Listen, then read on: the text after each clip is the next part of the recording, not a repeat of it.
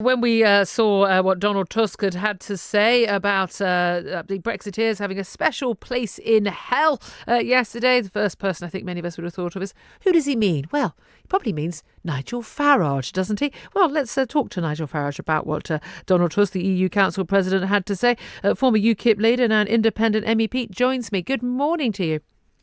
Yes, good morning. I think it was me. Above all, it was me he was thinking of, because, of course, I meet these characters every month in the European Parliament, so I have the misfortune of knowing them.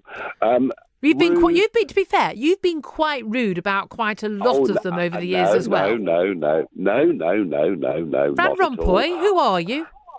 Yes, I teased him. I said he had the charisma of a damp rag and we'd never heard of him. I was teasing him. It was a joke. It was funny. It wasn't insulting. When Tusk said a special place in hell for those who were the architects of Brexit, you actually listen to the tone of his voice. You look at his eyes.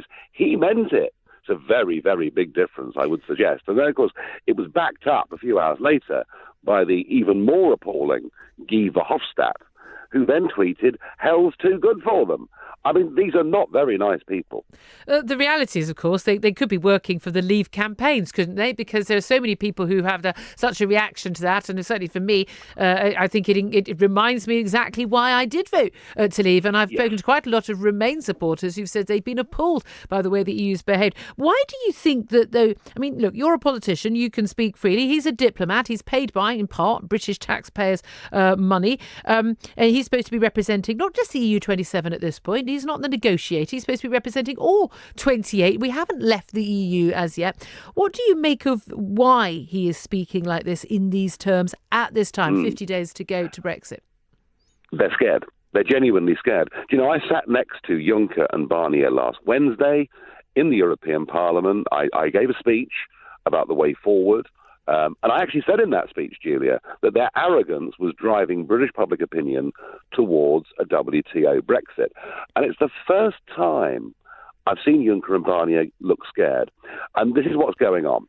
They now think that a WTO no-deal Brexit is possible. They are getting huge pressure put upon them from German industry, French industry, Italian industry, all of whom are saying, look, come on, grow up.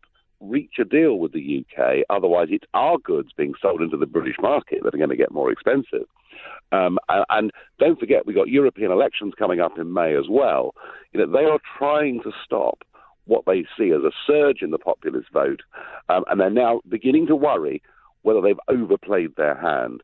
I only wish the British Prime Minister realised she's potentially in quite a strong position. Well, this is it, because standing firm right now would be the crucial thing. The expectation that the EU will fold, allow some sort of face-saving fudge at the 11th hour. But what about Donald Tusk's criticism? Not just mocking and insulting, but his words in full. I've been wondering what that special place in hell looks like for those who promoted Brexit without even a sketch of a plan how to carry it out safely. Did you have a plan? Did you look to what would happen 2 years after Article 50 was triggered after that vote?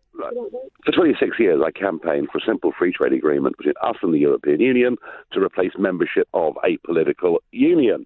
Now that time has pretty much run out from that, the plan is now very simple.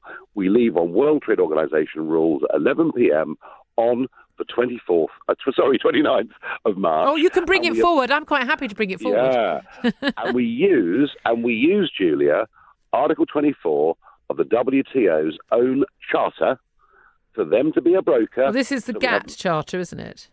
Yeah, it is. That's right. Hold on a minute. There's been lots of criticism that this has been debunked and this wouldn't work and it's just simply not possible.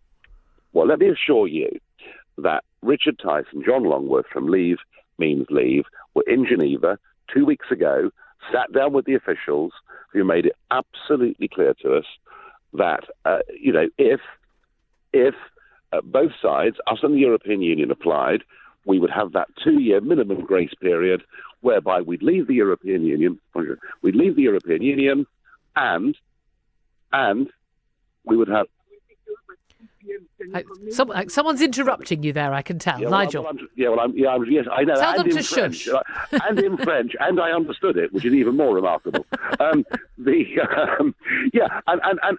would be very happy to be honest brokers There'll be no short-term panics about the border in Ireland or tariff or anything else. And it seems to me right now that is the only constructive way forward. And if Mrs May goes to Brussels today and says to them, this is what we intend to do, you never know. They might come up with something even better. The reality is, though, that when Theresa May said no deal is better than a bad deal, she didn't mean it. You may believe it. She doesn't believe it. She and her civil servants, including Ollie Robbins, who's been conducting the negotiations, quite bizarre that civil servants should be discussing this, not politicians. But do you think realistically, as we approach the 29th of March, that the civil service, that the Remain majority in the House of Commons are going to allow a no-deal Brexit to happen? Or will they prevent it?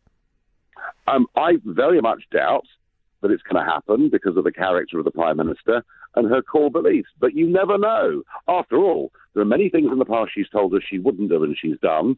Snap general elections and all the rest of it. She could surprise us. All we can do is cross our fingers and hope for the best.